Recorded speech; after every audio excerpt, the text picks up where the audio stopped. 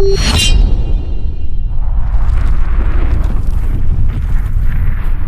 ये जो मैंने सवाल किया था डॉक्टर साहिबा के दोहा टॉक में, आपको भी लगा कि हमें कोई इतनी अहमियत नहीं दी गई जितनी जानी चाहिए थी, क्योंकि हम मेन प्लेयर थे हम बकाई? डॉक्टर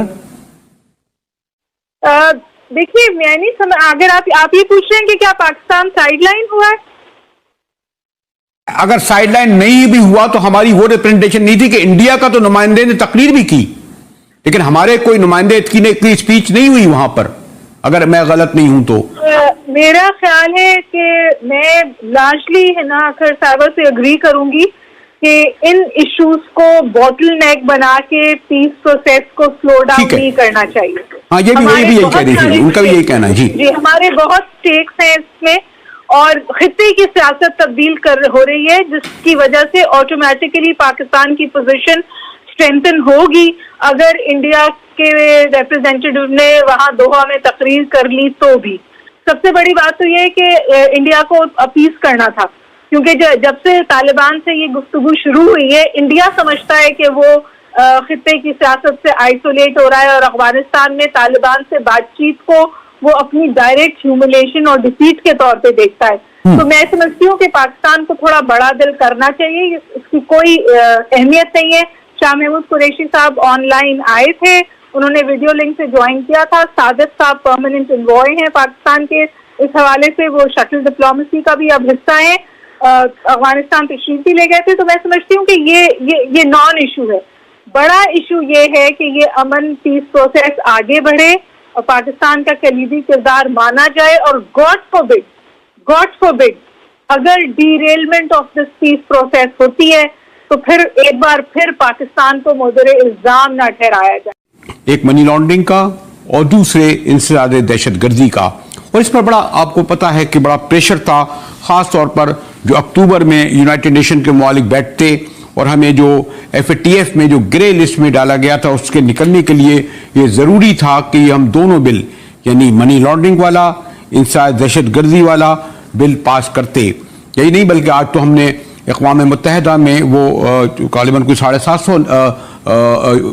लिस्ट भी भेजी है कि जो लश्कर थे, सिपा थे, उनके जो है हमने अकाउंट भी मुंजमद किए और हमने कहा कि नॉन स्टेट एक्टर भी अब सरगर्म अमल नहीं हो सकेंगे। और मैं समझता हूं कि ये FATF का बिल, जिसमें एक हद तक अपोजिशन भी इब्तिदा में शरीक थी, लेकिन कल प्राइम मिनिस्टर आए और आपने देखा कि कितना हंगामा खेज इजलास रहा, लेकिन आफ्टर ऑल मैंने कहा ना कि हम अचीव हुए, और अगर हम ये अचीव ना करते, यानी ये दोनों बिल पास ना होते, तो फिर हमें सिफारती तन्हाई का तो शिकार होना ही पड़ता, साथ साथ हमें संगीन मालियाती मसाइल का सामना करना पड़ता। कि क्या हम पाकिस्तान किस हद तक प्रेशर बर्दाश्त करेगा जब ट्रंप भी और सऊदी अरब भी और इधर से आया और UAE भी? देखिए, पाकिस्तान तो इस इक्वेशन में छोटा मुल्क है ना मुजाहिद बरेलवी साहब। अगर हमारा समझिए फॉरेन पॉलिसी का पिलर है, अगर सऊदी अरब रिकग्नाइज कर लेता है या बैकडोर डिप्लोमेसी उनकी रिज्यूम हो जाती है, तो पाकिस्तान ने अभी तो एक प्रिंसिपल स्टांस लिया हुआ है। लेकिन मेरा ख्याल है कि अगर सबसे अहम मैं समझती हूँ कि अगर सऊदी अरब की तरफ से रिकग्निशन आ जाती है तो फिर पाकिस्तान में भी मेरा ख्याल है कि ये कुछ बिल्डिंग हो जाएगी, कंसेंसस बिल्डिंग हो जाएगी। अभी इमरान खान साहब ने एक पॉपुलर स्टेटमेंट दिया है, वो पॉपुलर स्टेटमेंट ये है कि जी हम बिल्कुल इजराइल को रिकग्नाइज नहीं करेंगे, लेकिन उससे तो ज्यादा खराब ताल्लुकात हमारे इंडिया से हैं। हम इंडिया को तो रिकग्नाइज भी करते हैं और उनके साथ कारोबार वगैरह भी करते थे, आजकल बंदे। चाइना इंडिया के बेइंतहा खराब ताल्लुकात हैं, लेकिन सफारती ताल्लुकात हैं और बेइंतहा तिजारत है। तो मेरा ख्याल है फॉरेन रिलेशंस में थोड़ा सा प्रैग्मेटिज्म होता है इजराइल के हवाले से, क्योंकि हमने बहुत इसको इमोशनली अपनी पब्लिक को चार्ज किया है इस इशू के हवाले से। तो एक मैं आखिरी बात खत्म करूंगी जो शायद गैर रिवायती भी हो। आपने इतने अरसे इजराइल को इंगेज नहीं किया, इससे क्या पैलेस्टीनियन कॉज को फायदा हुआ? आपने इंडिया के साथ भी बहुत कॉन्फ्रंटेशनल पॉलिटिक्स रखी, इससे क्या कश्मीरी कॉज को फायदा हुआ?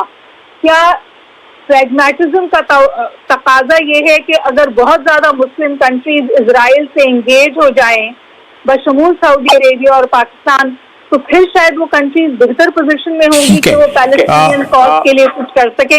क्योंकि ये वो नई बहस है जो अब जन्म ले रही है। डॉक्टर साहब, आपको पता है बड़ी मेरी लिए मुश्किल एक तो ये हो रही है कि इस वक्त लोकल इश्यूज इतने डोमिनेट कर गए थे कि हम इन अहम इश्यूज को टच ही नहीं कर सके। और फिर हमें पाकिस्तान को ये भूलना पड़ेगा कि इंडिया ने वहां क्या क्या किया, अफगानिस्तान ने उनको कितना मदद किया।